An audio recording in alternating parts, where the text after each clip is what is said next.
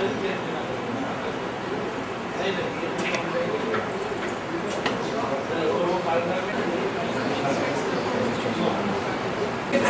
Mr. Sachin Gandhi, my colleagues in the profession, my seniors and friends. We welcome today Mr. Sunil Gabawala, the speaker of the day.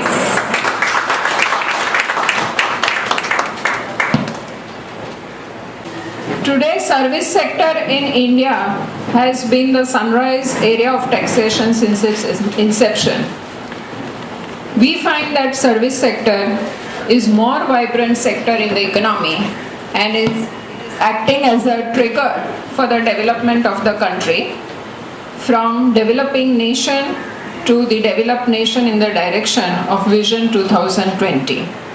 And therefore, to discuss on the nuances of service tax, we have in our midst very well-known personality, Mr. Sunil Gabawala, who shall be delivering his talk on the subject, issues in reverse charge mechanism and Senvet credit under service tax. Although he is known to us, all of us, it is my proud privilege today to introduce Mr. Sunil Gabawala to this august gathering. He is a chartered accountant in practice with third rank at the All India level, and he is also cost accountant, and he has an excellent academic record with ranks throughout his career. Sunil Bhai practices in the entire field of taxation with specialization in indirect taxes. He is one of the leading consultants for service tax and VAT related matters. He is a visiting faculty at the NMIMS, the Indo-German Chamber of Commerce and the National Academy of Customs, Excise and Narcotics. He has authored books on topics relating to service tax, NRI taxation and computers. His comprehensive treatise on service tax, published by the Bharat Law House, runs in its 17th edition. He has delivered numerous talks on topics of professional interest at various forums, including industry and trade associations. He has also written articles in various professional and business journals. Sunil is the Honorary Joint Secretary of the Bombay Chartered Accountants Society and a member of the study group constituted by Maharashtra government and ICAI for implementing GST. With this introduction, I request President Mr. Sachin Gandhi to present a flower bouquet and a memento as our token of love and affection.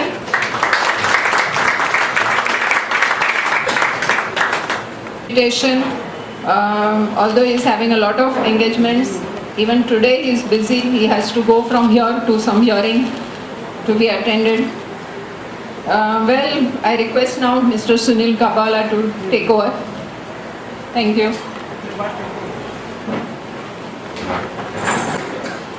My pleasure to be speaking on some controversies arising in Senvet credit and reverse charge mechanism. Ideally, these are two different topics in themselves, but because over the last so many years, the basics of these topics have already been covered in n number of seminars. The thought process was we can club the two topics, look at some controversies and issues on those topics, rather than go into each and every rule, section and the nitty-gritty of them. In that sense, I think the biggest root cause of all these controversies is something which you can see over here. Way back in 1980s, when the first time the credit scheme was introduced, the Supreme Court had an occasion to observe the implications of the credit mechanism. And very interestingly, the Supreme Court observed that the entire scheme of credit is based on the principles of trust. Day in and day out, we see that that trust is getting rusted. Let it be any department, let it be VAT department, we are aware of the pains which we face in the J1, J2 matching and the grant of credit. A credit which we always felt was our birthright because we are paying tax on our incomes and because there cannot be a conceptual cascading, we now have to show so many documentations, so much of onus is now cast on the dealer, on the service provider while claiming the credit. So that is where I think the entire question or the root cause of all the controversies start. Maybe there can be black sheep in any industry, so there would be people who would have misused credits. Same thing applies to Senvet credit also. But whether a couple of misuses are strong enough to warrant so much of complication of the law, that is one thing which as we move forward we'll have to examine, and at some point when we are knocking the doors towards goods and service tax, whether this mindset of mistrust, the mindset of onus, a lot of onus being cast only on the dealer, whether that mindset is going to change. If that's not going to change, the question is whether GST is something which we are eagerly looking forward to, whether it's going to be something which is going to help us on the long term. With that brief background, I'll quickly take you through some of the issues on Senvet credit. As a concept, I think this gathering knows it very well, that the whole purpose of Senvet credit is to grant a cascading, remove the cascading effect, grant a relief from that cascading effect of central level indirect taxes. So we have service providers who charge service tax. There are various input services which they consume, which bear brunt of service tax. So there is a dual taxation. To avoid the dual taxation, the service tax which is paid on the input services is given back to the service provider by way of credit. This basic principles brings me to the next important aspect, which we keep on discussing in some controversies, is that because the whole idea of Senvet credit mechanism is to remove the cascading effect, is to remove the double taxation, in cases where my output is not liable for tax, I cannot claim the credit. And this is a principle which has been time and again examined and looked upon by the judiciary. Conceptually, there may be a rule, there may not be a rule. For example, prior to 2008, there was no rule which said that you have to reverse credits proportionate to trading activities. Now, as you know, trading activities do not attract service tax. And there's a lot of controversy on that, whether prior to 2008, the credit input services can be denied because I am also into an activity of trading. And there's an Ahmedabad tribunal decision right now, which says that yes, proportionately you have to reverse the credit, even though there was no rule. The very fact that the input services were used for trading activity means that you are not eligible for credit. So that goes back to the root of the entire mechanism of Senvet credit, which is that you have to have an output service tax. Because I am speaking at a forum of sales tax practitioners, I would time and again try to compare these provisions with the sales tax provisions. And one important thing which I am sure most of you must have noticed immediately is that as far as sales tax is concerned, if the dealer is manufacturing tax-free goods, he is still entitled to some credit after some retentions. Now this is a major change between sales tax and service tax. In service tax, if your output is not taxable, straight away you are out of the Senvet credit mechanism, you do not get any credit at all. The nexus with the output is a must. If your output is not taxable, you will not be eligible to credit at all. The next corollary also follows. If my output is taxable, I should be entitled to credit. Just like if my output is not taxable, I will not get a credit. If my output is taxable, I should be entitled to credit. Here again there are some exceptions and some issues which we will come to as we move ahead into the eligibility of the credit criteria. We are also told that we will give you intersectoral credit. Now of course this is a big what you can say eyewash. Today we say excise credits can be adjusted against service tax credits can be adjusted against excise. Though at the manufacturing zone, manufacturers have encashed lots of service tax credits. Service providers encashing excise credits is a little bit of a complication, because there is something known as works contract service, wherein there is a clarification which says that any goods which are transferred are not eligible for credit. Now of course the correctness of that proposition itself is a bit of a question, but yes, there is not a lot of stake involved in that also. So while there is intersectoral credit as a concept, a service provider can claim credit of inputs as well as input services. The question of input credit, the service tax credit, yes, there is a lot of credit involved. Input credit, the chances of availing the credit and the amounts involved may not be that big. So that is as far as the basic aspect of what is a Senvet credit, when are you eligible, when are you not eligible. One important distinction between the sales tax regime and the Senvet service tax regime is that unlike a sales tax regime where on a periodicity basis you calculate your gross tax, calculate your set off, and then say this is my net tax which is my liability. And naturally if you pay late, interest and everything triggers based on that. So it's a period based calculation. Unlike a period based calculation, Senvet credit works on a passbook concept. So for each period, you first have to claim the credit which is known as availment, and thereafter you choose to use that availment for the purposes of payment. It's like a check which you deposit in your bank account. It is there and banked in your bank account. Thereafter you can encash it whenever you want. You can encash it immediately, you can encash it 1 year down the line, you can encash it 2 years down the line. There is no time limit for utilization. You can carry forward the balance for ad infinity. So that is one more major change, unlike sales tax where every period you have to keep on micromanaging, ensuring all the input tax credit for that period is in that period. And if the input tax credit is more than output tax, then based on some circulars you are allowed to carry forward. If the amount is big, you have to actually go ahead and file a refund claim only. That process is fundamentally different between sales tax and service tax. In Senvet credit, there is no concept of refund. Am I audible? Yes. Yeah. There's some problem with the mic. Can I use without a mic? Am I audible without the mic? I think I This is okay, Sunil bhai. This is okay. We are very much clear with your point. You can hear me without the mic, right? Yes. But I think that is not giving much.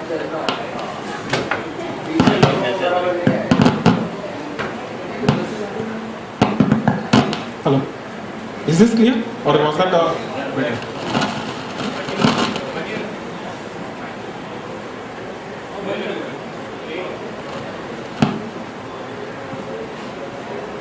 So that is where this is one important thing which many times when people come to me for consultancy, I see that there is a little bit of people draw knowledge from sales tax, feel that Senvet credit or service tax will also work similarly.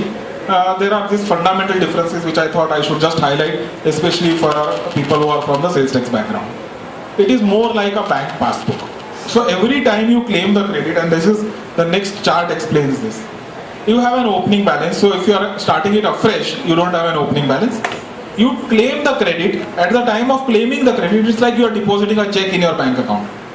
When you want to deposit a check in your bank account, the check has to be of your name. Same way, when you deposit the money, when you are claiming, availing the credits, it is important that you satisfy the nexus criteria, meaning the input service, input or capital goods should be connected with a taxable output, and you also satisfy the documentary criteria. There are various documentary criteria, just like in VAT you have a tax invoice, here there is a Rule 4A invoice which should have certain minimum prescribed requirements. All of that you have to satisfy. Moment you satisfy that, you have a check which is equivalent to a Rule 4A invoice, and there is a nexus, you deposit it, you claim it in your ST3 returns, you claim it in your books of accounts as Senvet credit availed. Once it is availed, it becomes a part of your balance. Thereafter, there is no time limit for utilization. Till now, there was no time limit for depositing this check in your bank account. So there was no time limit for availment. But recently in this budget, we have introduced a 6-month time limit.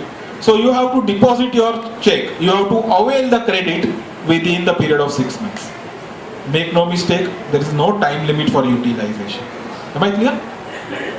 You have to avail the credit, meaning in your ST3 returns, in the availment field, it has to come within a period of 6 months from the date of invoice, and there are various nuances to it which we will go into also.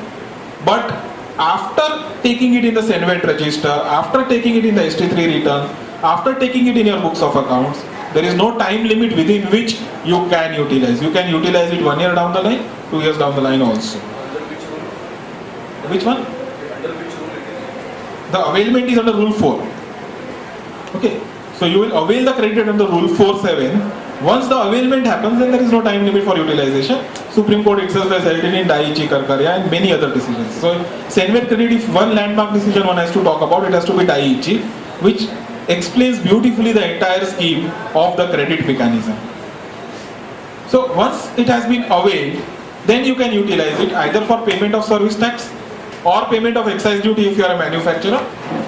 When you are utilizing this amount from that bank common kitty, at that time again the nexus is not required.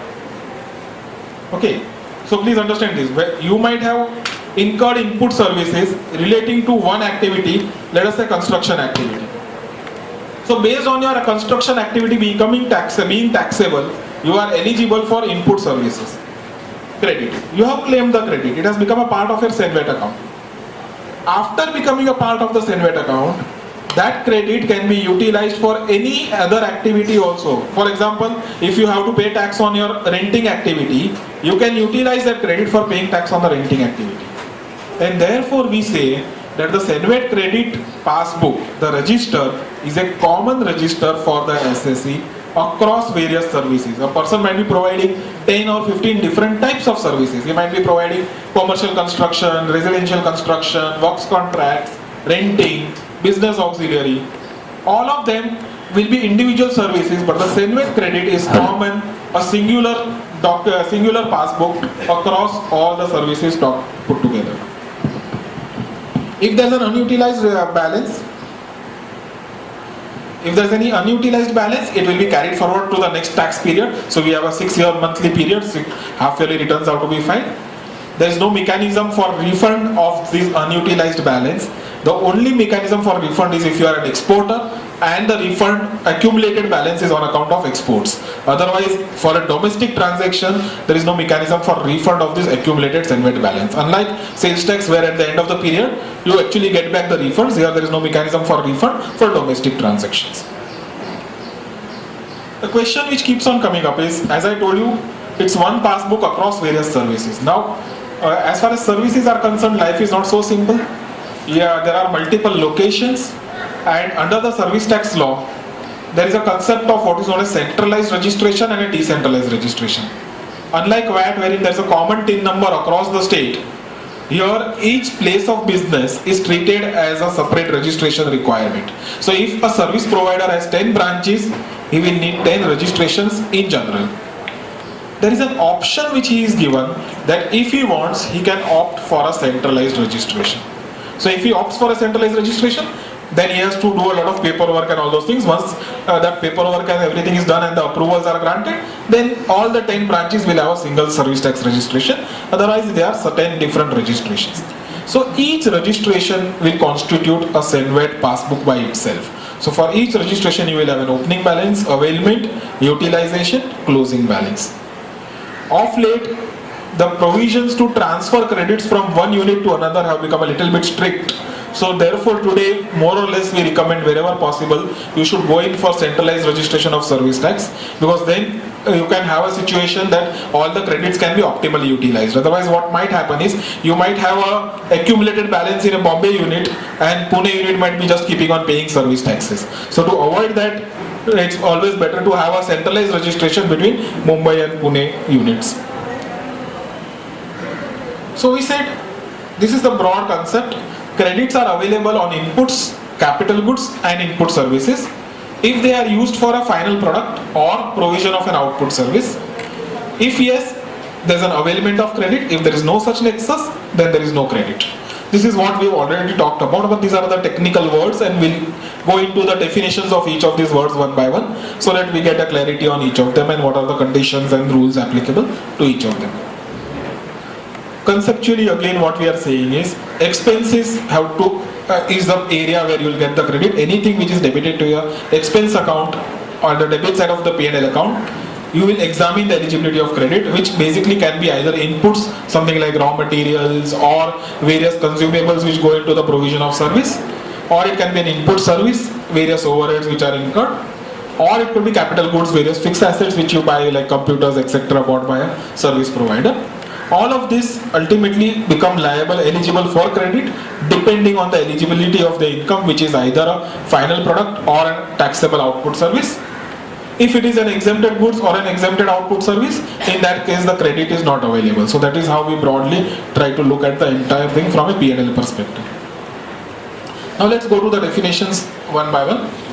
First is inputs. When we are told inputs from a manufacturer's perspective includes all goods used in a factory of the manufacturer, and in case of a service provider includes all goods which are used for providing an output service. Now I think we can keep on going on to this in detail, but a couple of important areas only I'll touch upon for want of time. The first important issue in inputs, which is nowadays coming up, is if I am a works contract service provider, whether the materials which I purchase, if I purchase them on payment of excise duty, whether they can be treated as inputs used for providing my works contract service, and therefore whether I should be eligible for claiming the credit of the excise duty paid on the materials which I have purchased. That is one controversy which is floating around. The answer to this controversy lies in the concept of the works contract itself. As we know, works contract is a lump of both transfer of goods as well as the application of service on those goods. And service tax law has an authority to tax only the service portion of this composite works contract. And therefore, when you go to the definition of declared service, the definition of declared service itself says service portion in the execution of the works contract. So if I have executed a contract of 100 rupees, which has 60 rupees of materials which are transferred, which is the value of the materials offered under the VAT law, it is only 40 rupees which is the service portion of that contract, which is my output.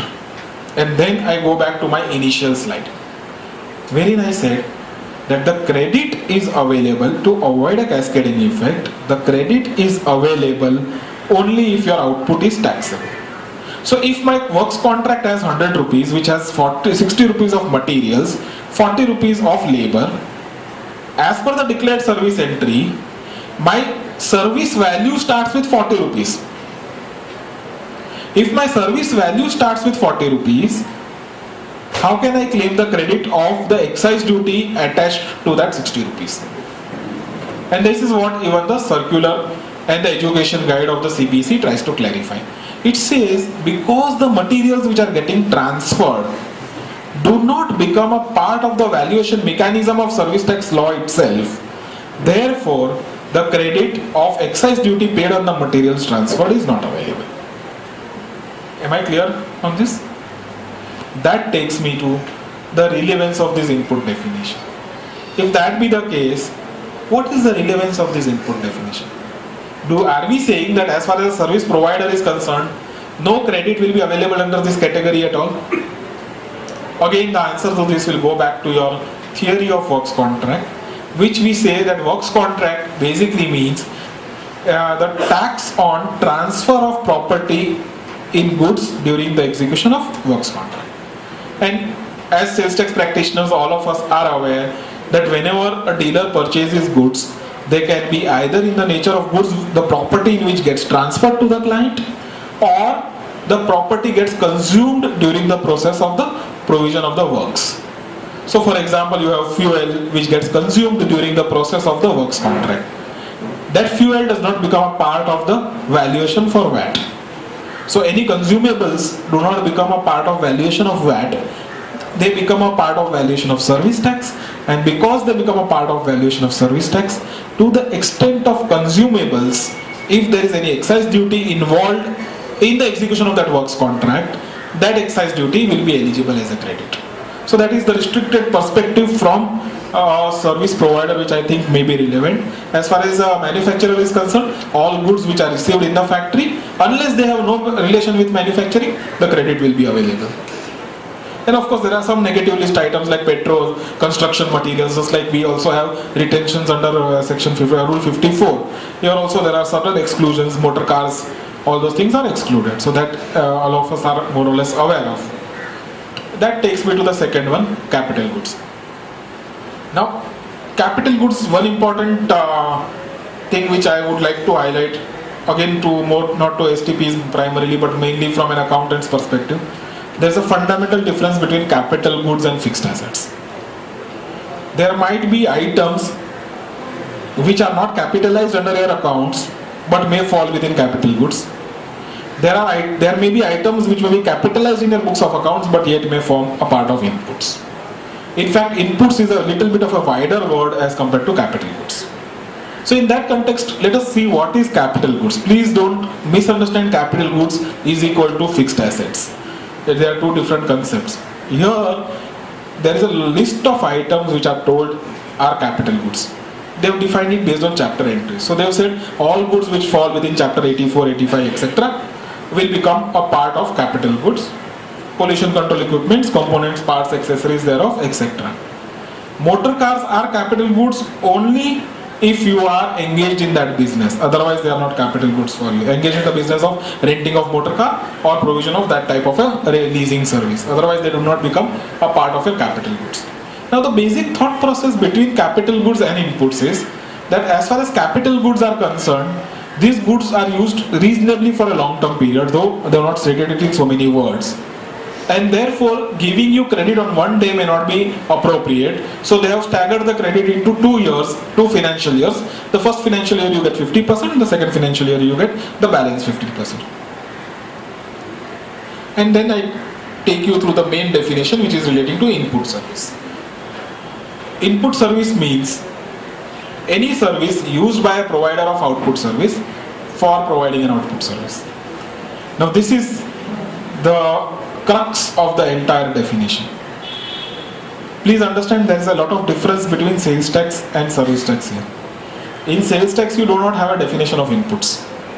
We are told any purchase is debited to trading account, profit and loss account, assets, everything will be available. There is no technical definition like what is inputs. Unless you are a mix, you are falling in 53(6) or things like that, then all the nexus, AO, everything becomes important. But service tax law, Senware credit rules is not like that. In Senware credit rules, you start with the definition of input service if you are in this zone. So what does input service say? Input service says any service used for providing an output service. Now what is meant by this word used itself can be a big complication. Are we talking of use which is directly used? Are we talking of use means anything and everything which is debited to my P&L account ultimately is used? Let's say if I am only a service provider, can I take a position that anything and everything which is debited to my P&L account is used for providing an output service? Let's take an example of Tata Motors, which set up a plant in West Bengal. Because of agitation, it had to shift from West Bengal to Gujarat. While setting up the plant in West Bengal, various expenses were incurred in that state. Can one say that those input services are used for providing a manufacturing activity, for undertaking a manufacturing activity which never happened in that state, which happened in some another state? Services also, you have so many projects wherein there can be an abandoned project. So if a person abandons a project, whether one can say that the input services associated with that project are used for providing an output service? That's a big question which is likely to come up. Luckily till 2011, the input service definition also had an inclusive link which had a very wide phrase which was activities relating to business. So the definition of input service actually is in 3 parts. Means part, which we are talking about right now, it has an includes part and it has an excludes part. So in the includes part we had something called as activities relating to business, and that phrase actually widened up the scope until 2011. Though there have been lots of controversies, the courts and the tribunals have been generally liberal in giving credits. Post 2011, after the deletion of this phrase activities relating to business, the onus perhaps is much more on the service provider to claim credits and fit him either in the means part, meaning demonstrate that yes, this was something which was essential, directly, indirectly, but essential towards the provision of my output service. If no, whether it fits in any of the includes link. So the first part says service means any service used for providing an output service, and includes, and then there's a long list of activities: accounting, auditing, advertisement, sales promotion, inward transportation, long list, market research. You can read it at your leisure. I already highlighted 2 important things. One, activities relating to business has been earlier was a part of this includes list, but no longer is. Earlier, any services relating to setting up of a business was also a part of the inclusive leave, which also has been removed now. So because of those two exclusions, the eligibility of input service credit may get restricted to some extent. Then we have excludes. So we have service means any service used for providing output service, input service, and includes a long list of 18-19 items, which becomes the includes part. No doubts, you claim the credit, no need to establish a detailed nexus with the output service. And then we have excludes, which I generally say are untouchables. And very loosely I say there are three untouchables in the service tax law. One is anything connected with your employees, anything connected with motor cars, and anything connected with construction for self-use. These three things you will not get. So that is what we are trying to bring out somewhere over here. A very cryptic way of writing it. But anything connected with employees would include things like staff welfare cost. If you have a canteen wherein employees can take a cup of tea or coffee and the caterer charges you service tax, that is not eligible for credit. Most of the companies take group mediclaim policies for their employees and their families. That is not eligible for credit. Companies give leave travel concession. They have guest houses, where holiday homes where employees can go and stay. All of that is not eligible for credit. Anything which results in a personal consumption of an employee, even though it might be a genuine business expenditure, a part of the remuneration package of the employee, yet it will not be eligible to you as a credit. So that is the first untouchable. Employee related credits are not eligible. Second is motor car. So you are told repairs of motor cars, insurance of motor car, renting of motor car. Many a times you might take a car on rent and throw away. Lots of issues on the reverse charge mechanism on that. All of that is not eligible as credit. And thirdly, construction of a structure is not eligible as a credit, which also I understand in VAT also is not eligible. So these are the three broad untouchables which we need to bear in mind. So that is as far as the input or the expense side is concerned. We talked about inputs, capital goods, input services. On the output side, we have, from a manufacturer's perspective, final products, which basically means any excisable goods which are manufactured from raw materials. Output service, and this is a definition which is more relevant from our perspective as a service provider. We are told output service means any service provided by a provider located in a taxable territory. Naturally, you have to be in India, you have to be registered with the service tax authority. This is one more question. Whether you need to be registered to claim SENVAT credit. In VAT, I think unless you are registered, you can't claim the credit. You might claim it from the start of that financial year. In SENVAT, in the past, we have lots of cases wherein even if a person is not registered, 4 or 5 years down the line, the department comes to him and says that look, you are not registered, you are required to register. One argument which he always used to say is, even if I register, this is my output tax, please give me credits for those 5 years. And courts have been generally liberal in giving the credits for the past unregistered periods as well. Registration of the service provider was never considered as an important criteria for claiming of credit. With this budget, though they have not attacked this issue of registration directly, but because they have brought in a 6-month time limit for availment of credit, the question which comes up is, if I have not registered, how do I avail it in my ST3 return? Because an unregistered person cannot file return, and because he is not in a position to file return, he cannot reflect the availment in his return.